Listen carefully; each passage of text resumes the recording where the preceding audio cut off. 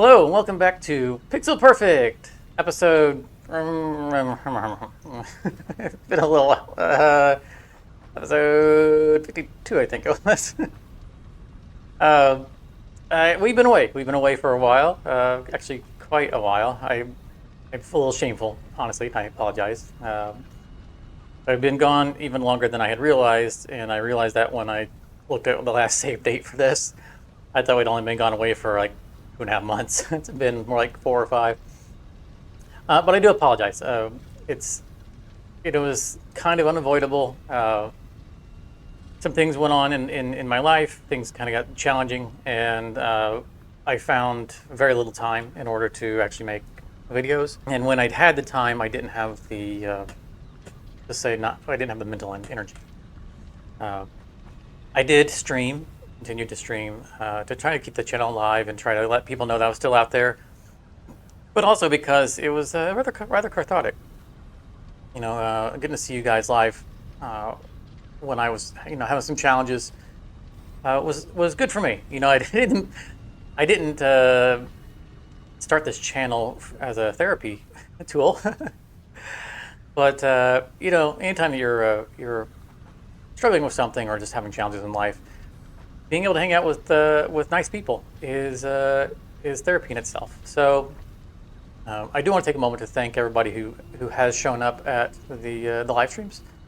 And I know a lot of people can't make the times that I stream at, and that's fine. But your presence has always been appreciated, and will continue to be so because of course we are going to continue to live stream, as well as we're getting back to making these episodes. But again, hopefully, we're going to be back to doing this. We may not be back to the once a week. I'm going to try to at least do one episode every 2 weeks, but we'll see how things go, and we'll just go from there. But again, thank you very much for coming back, and comments along the time have always been wonderful. I get comments from you guys if it's a hello, how you doing, or thanks for watching this. That's the fuel for the engine that keeps this bus going. And when you guys leave suggestions or constructive criticisms, that's kind of navigation, keeping the bus on the road and helping design where we go. So always consider stopping by this for a second in the comment section and saying hi or dropping a comment. That's always appreciated. But all that is quite enough. Quite enough. I've probably rambled on for much longer than I realized. But today we are returning to the battery building that we were building last episode. Honestly, that building was supposed to be completed by the end of last episode. It probably ended kind of abruptly, and I apologize for that. I know that when I was doing the video, I was running out of time in the real world to get it done, and I realized that the structure was going to take longer than it appeared because of complications. I think I mentioned them in the last episode. I'll mention them when I get there. I'm not going to wrap it up in the intro. But I realized that it was going to take longer to build than I really had time to do, and there were just some complications I wanted to spend the time to think about and decide how I was going to go with that building. So we got pushed back to this episode, and that was supposed to be a week later. So I'm going to remember how to get to our train. I think it was... why did I have to put signs on this? Which tube was it? Enemy in my mo. We're going to go to... Oh, this one's not going to the train. Nope. I'm going to get in the right tube. I'm going to go to our train and make sure it's still stocked. And I will meet you guys... at the battery facility where we are going to construct this, and I'll see you soon.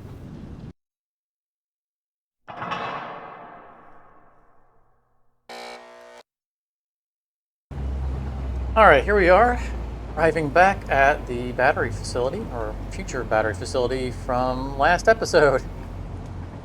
In case you don't remember, because it's been a long time, we came out here to build a battery facility.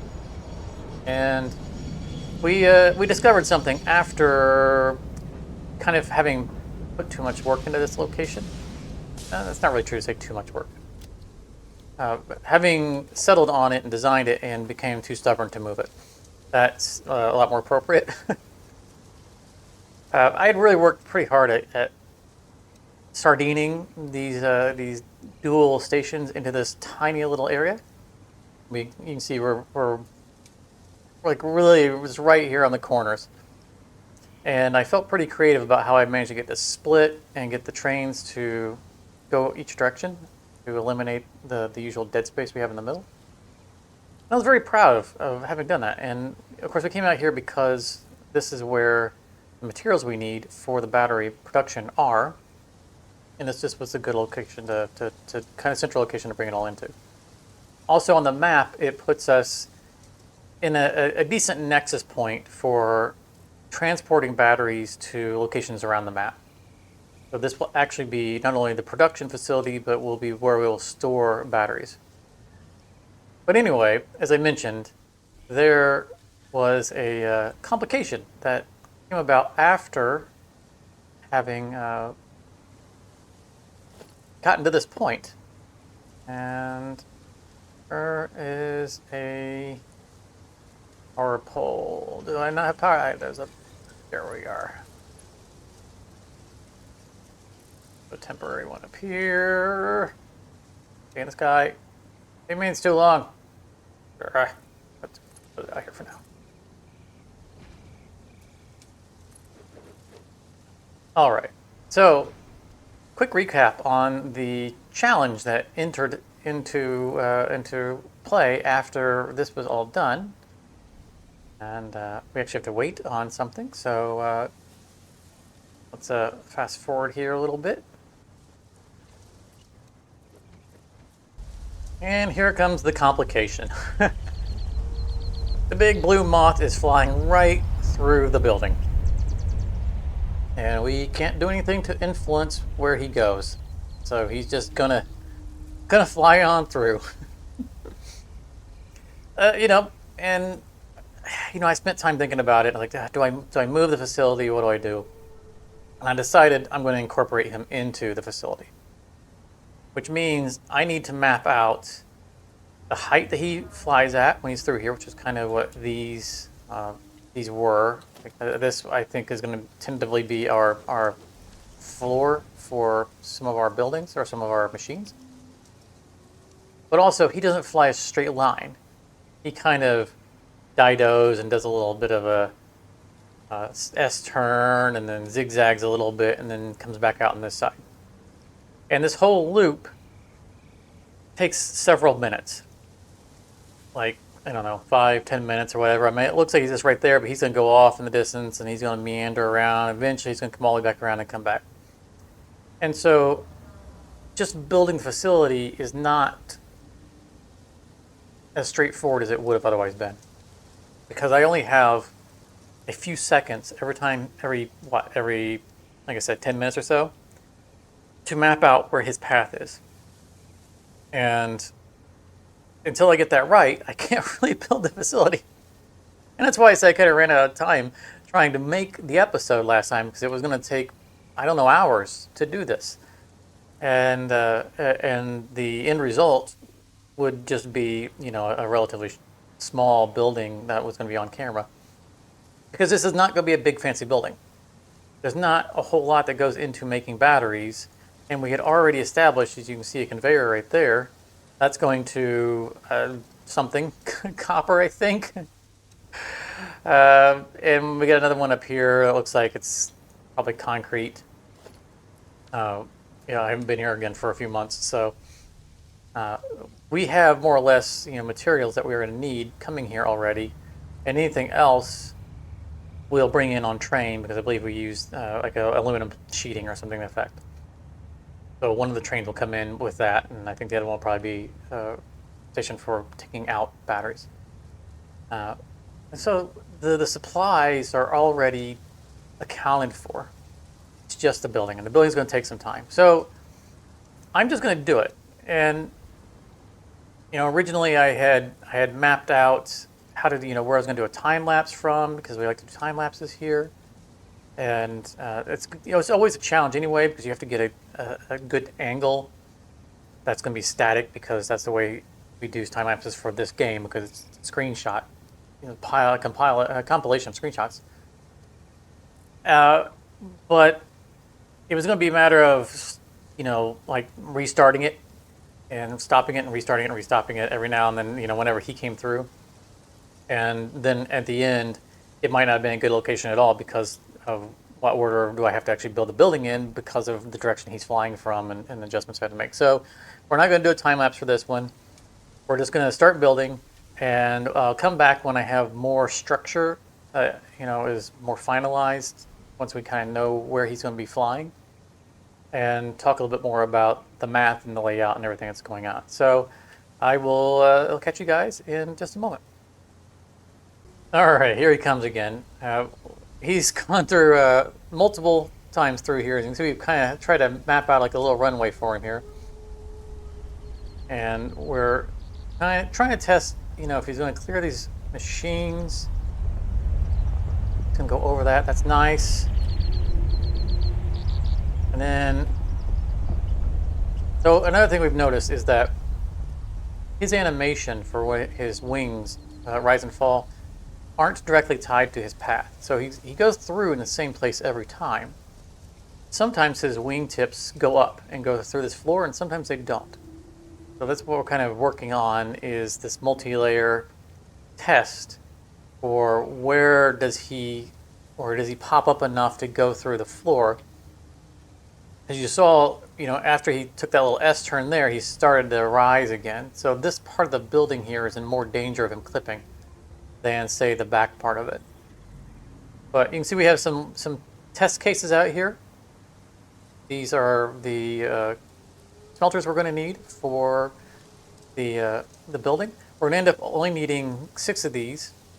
And so we have kind of as far over as we know are going to be safe. And then these are kind of the danger zone ones. I mean, we need to watch him come through 2 or 3 times to see if there's a situation where he comes through and he accidentally clips on him, because again, his animation is in different states as he passes through. So that's what this is about. We have covered that our input line here will stay underneath him. So that's great. That incorporates him into the design of the building. He's actually flying through the functional part of the building. It's not just a viewing cage. And that's what I want. I want it to look like he's dodging the machinery, dodging the factory. The factory didn't get out of his way, but he's determined to still come through here. But he doesn't want to run this stuff. So maybe this is his little barnstorming thing. Maybe he gets excitement out of this. Who knows? But I want this to wrap around his path, not because it looks like it's wrapping around his path, but because he looks like he's taking advantage of his opening and flying through. Maybe is a fun thing for him. So it needs to be where he won't run into anything. And that's kind of what we're doing, but keeping it as close as we can. So this will be our input line for our copper, which is coming down that line. Earlier I said that I thought this was concrete coming in here. It is not. It is sulfur, which is what we're going to need for the batteries. So if we look at the battery recipe that we're using, it will be this one right here.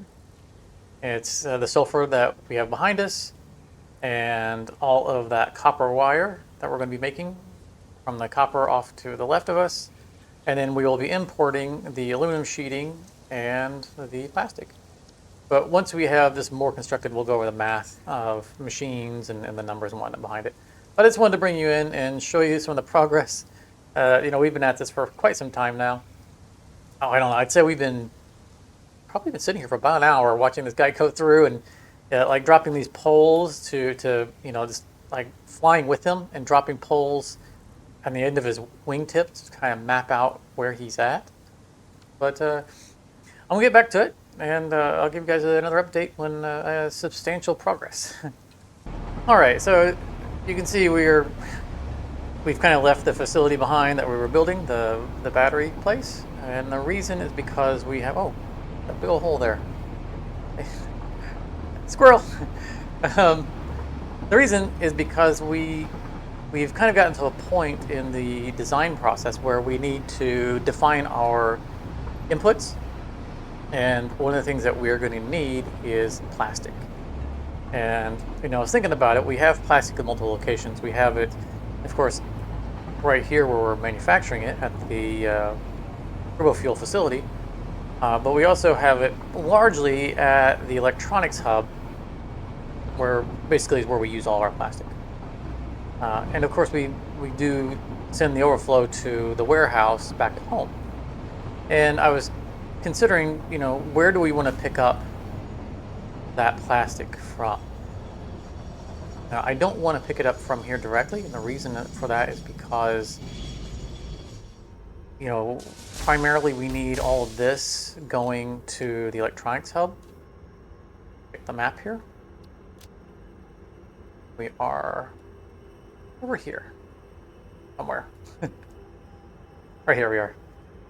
So traditionally we're picking up plastic and rubber here and carting it all the way up the map and around, and we're dropping it off here at the electronics hub.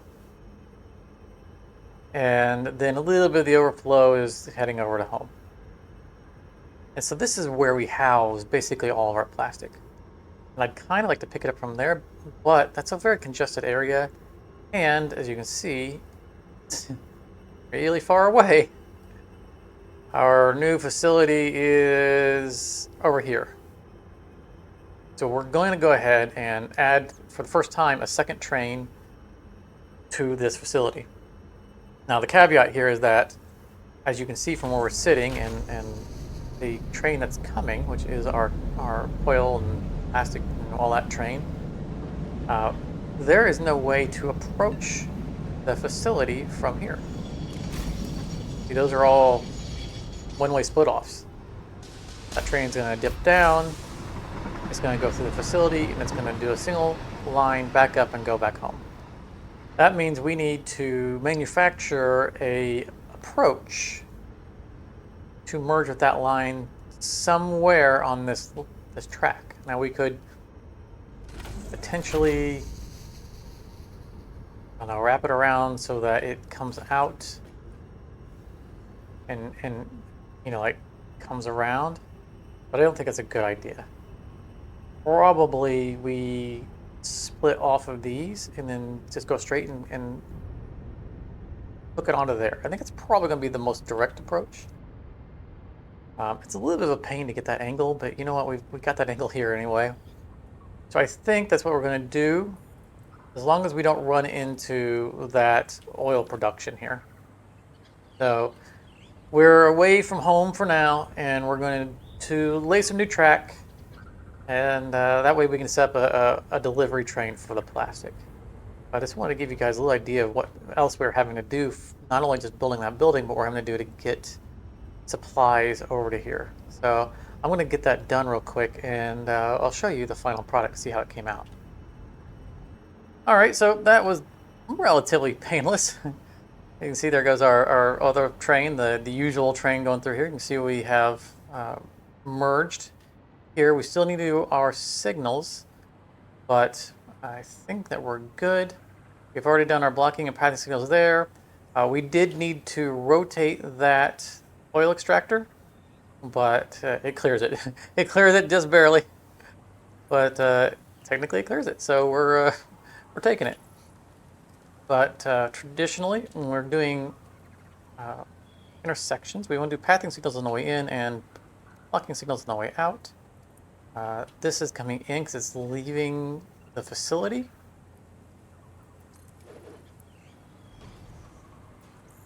And then exiting to there. Just the entering of the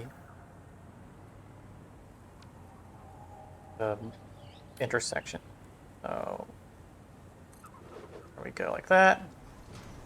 And going from the other direction would be coming in that way.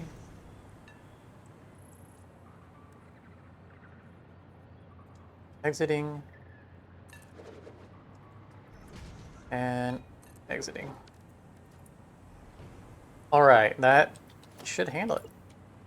Yeah, so you can see the intersection has its own unique color. It's isolated from the rest of the network. And looks like the signals are facing the right way.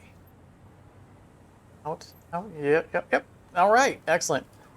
And the last thing that we need to do is we need to determine where the car is going to be that picks up the plastic that we need. But now we have the ability to approach this facility from either side.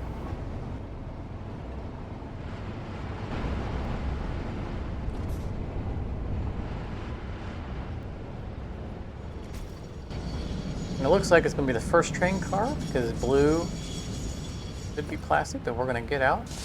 Look at it real quick and verify. Yeah, look at that. Full of plastic too. It's ready to go. All right. So let's head back to the battery building because we'll bring in aluminum right there, bring in plastic right there. They're going to go up. Hello there, little guy. And up here is where we will have our manufacturers bring everything together to make our batteries. And then we'll store them somewhere on site. And then we'll be able to bring them back down and either use this same station for exporting, because we can have all these in between open ones, and maybe leave this as just a future use or one that we can come and park on, because we have a bunch of facilities that we have a kind of a leftover unused station for future possible use, or it's a place for us to conveniently park our main train, and then we can take them back out. We also will have the option and likelihood that at some point up here we'll have maybe a drone platform that can carry batteries to other drone platforms to fuel them. So that is also going to be an option because we'll have this nice open space up here. But let's get back to actually building this. And I think that we more or less have everything mapped out. See this? You can see what's going on here. It is cool. Yeah, we've made a lot of progress. So he'll be flying through here, and you can see we did some shenanigans with some caddy corner foundations. They're going to be gone. This will all be straight, but the machines will remain turned. But it's mostly going to be about connecting some things and doing some math and painting and decorating and walls, and then watching that guy fly through a few more times because we have to make sure we got the openings right and the exits and all that good stuff. So let me get to it, and I'll bring you guys back in. All right, so if I didn't mess anything up, this will unload and start sending material to where we need it.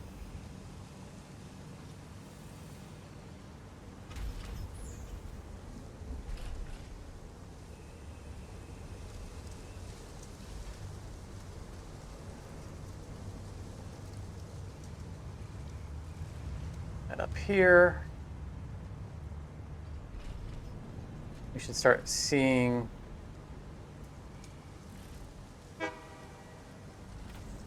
plastic come up this conveyor. And there goes the aluminum over there. Plastic, excellent.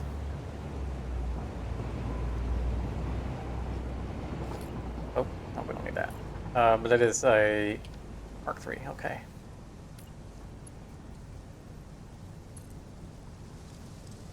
And connect that to there. And what's the last one we need to connect? We need to connect this one to here. All right, if everything is connected properly,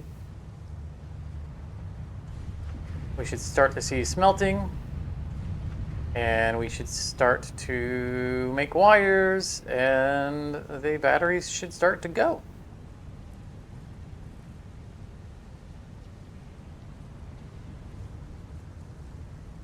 As long as I didn't mess up any, all of these should be set to wires. Excellent. All right. Just need to see if just a few of them come out. That's all I care about. Way we know the conveyors are running the right way and all that stuff.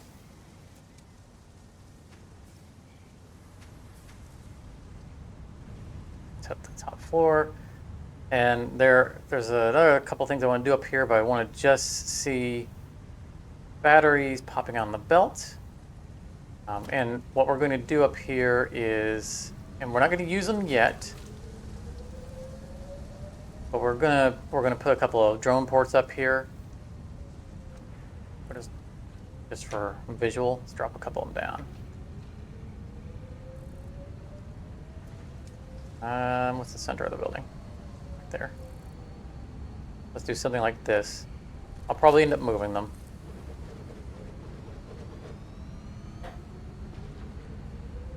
How close can we actually? That's close. Let's move it out a little bit.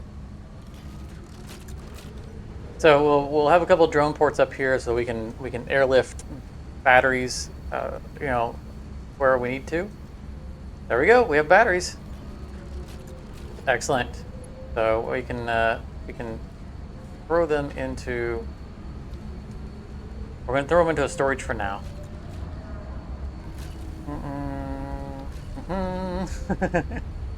Storage container.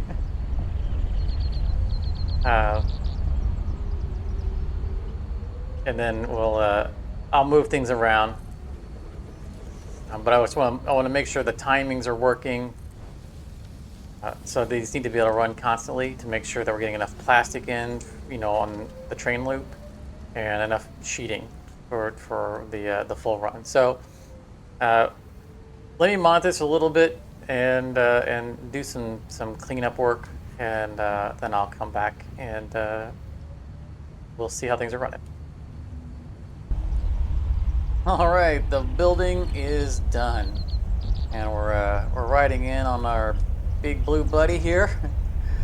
So I kind of changed up the theme. This really wasn't the way I envisioned the building to begin with, but it evolved as, you know, I crafted it to be around the blue moth and the way you can go in and out, and trying to make the entrance kind of look a little bit more organic. And I thought about, you know, like, why would he be in here, or why would he, you know, not avoid it? And I think, you know, if we paint it like a nest, then maybe he think of it as a nest, and then it kind of evolved into it being a tree.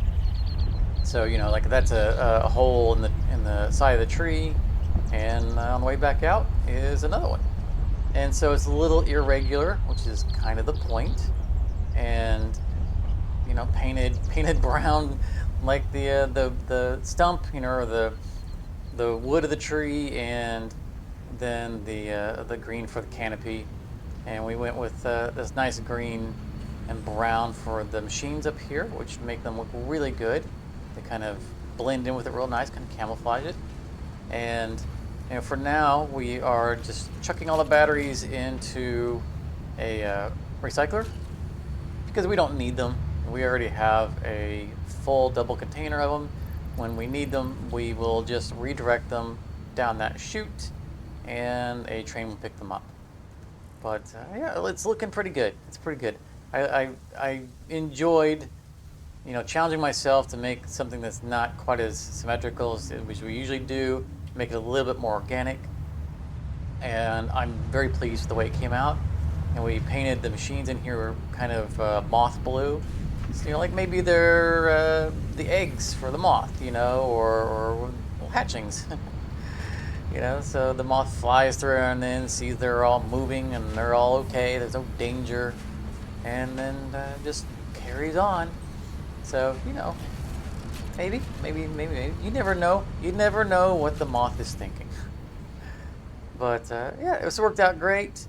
It gave me excuse again to do some unusual, you know, placements and whatnot, and I'm very happy with it. So, but we are more or less out of time, so we're gonna head home and get to our outro. So I will see you guys there. Okay, we are back at home with our Xmas or Fixmas decorations still going strong in the middle of summer. Yeah, it is good. It's good to not only be back home, but be back in the game and be back in the series. And, you know, I am really grateful for everyone who came back to the series to watch the continuation of it. And if you are new to this series, or if you're just here because you are, you know, in the future binge watching your way through the entire series, then there was no gap. So you can just ignore that whole thing. But it is good to be back, and it's fun to play this game. I love playing this game. So we're going to look to the future to continue the series and try to finish it up. I know it's a kind of a weird thing to say. We've been gone for a while, and now we're back, and we're going to try to get back to regular. But the next episode might not be in a week or two, because specifically update 8 is about to come out, and we are an experimental branch, which means it's going to hit our version, and it will take time for mods to be updated that we need for content creation. So there might be a little bit of a delay while those things happen, or if there's any bad bugs that are introduced that might interfere with the gameplay. So there's a little bit of unknown over the next 2 or 3 weeks or so, as update 8 hits experimental and we get updated to it. So we'll just see how that goes, and we'll play it by ear.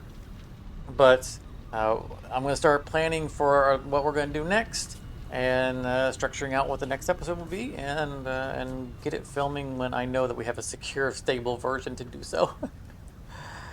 So thank you very much for coming out, and leave a like if you enjoyed it. If you're new here, be sure to subscribe, and thank you very much for coming out. Leave a comment, say hi, and I look forward to talking to you guys with the next episode.